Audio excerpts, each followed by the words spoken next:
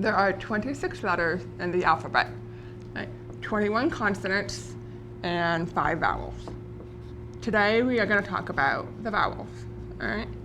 So the vowels, as you know, are A, E, I, O, and U, all right?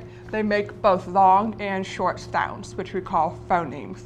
The short sounds are, we have A, make A, as in apple. E, I'm going to go down here, make as in egg. And sometimes people say elephant. I makes as in igloo. And again, some people use iguana. O makes as in octopus. Right? And U makes as an umbrella.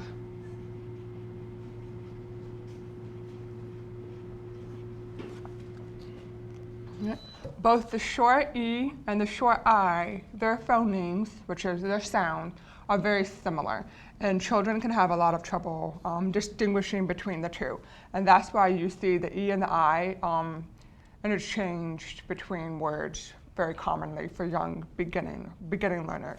A good way to remember all these short vowel sounds is the following phrase.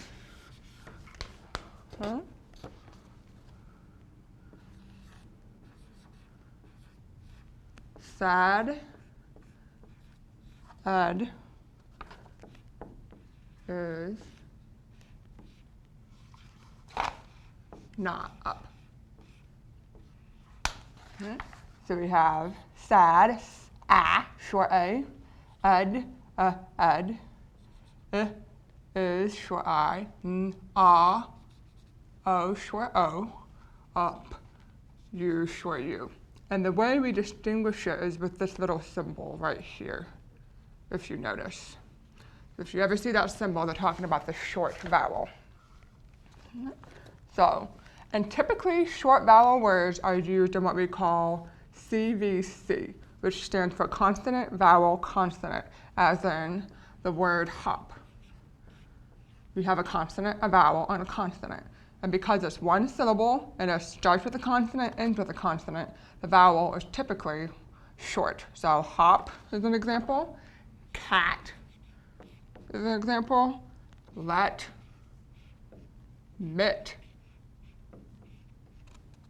and cut. These are all examples of short vowel words that follow CVC. If you think of Dr. Seuss, hop on pop, all of his words are very simple, short, one syllable, short vowel words. Okay. Going back to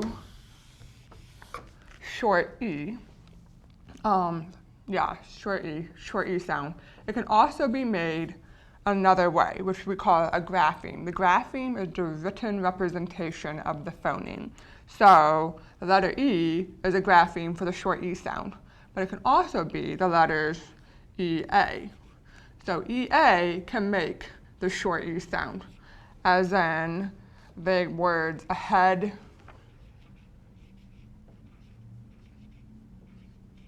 feather, tread, heaven, dead, head. So together, if you notice, they make the short E sound. But once again, if you notice consonant, consonant, they're grouped by consonant. We actually call that a closed syllable, and we'll talk about that in another lesson. Okay. So those are the basic short vowel sounds, and that's what we start first with children when we start teaching them. Now we're going to go to long vowels. So our same 5 vowels also make a long vowel sound. And when we say long vowel sound, we say that they say their name. Meaning, long vowel A is A, the long vowel E is E, the long vowel I is I, long vowel O is O, and the long vowel U is U. They say it's their names. So there are tons of patterns that make each of these long vowel sounds, which are the phonemes. But we're going to focus on the most basic pattern we call VCV, vowel, consonant, vowel. So I've also seen it written as CVC, and it has that silent E at the end. When I taught, this is what we were asked to use. So what we're saying is there's a vowel, there's a consonant, and it ends in a vowel, and in this case, it's going to be the silent E. So, for instance, example is the word name. We have vowel, consonant, vowel. Or if you want to look at it this way, consonant, vowel, consonant, silent E. So we're saying that A is long. I'm not going nam, I'm going name, because there's a silent E at the end. You don't hear it. So that there's two different ways that we tell students. We say when two vowels go walking, the first one does the talking. Or another, more morbid way, is the E gave up its life so the A can say its name. So we have the long vowel A there. So that's one example. All of these vowels have a vowel, consonant, silent E pattern. So other examples can be these, bike, bone, and then U actually has two long vowel sounds, which we're going to go over more in another lesson, but they are mule and flute. If you listen carefully, you might hear a difference. Mule, flute, all right? But they follow that U consonant E. And once again, I don't say that E at the end of these words. It's not bikey, it's bike.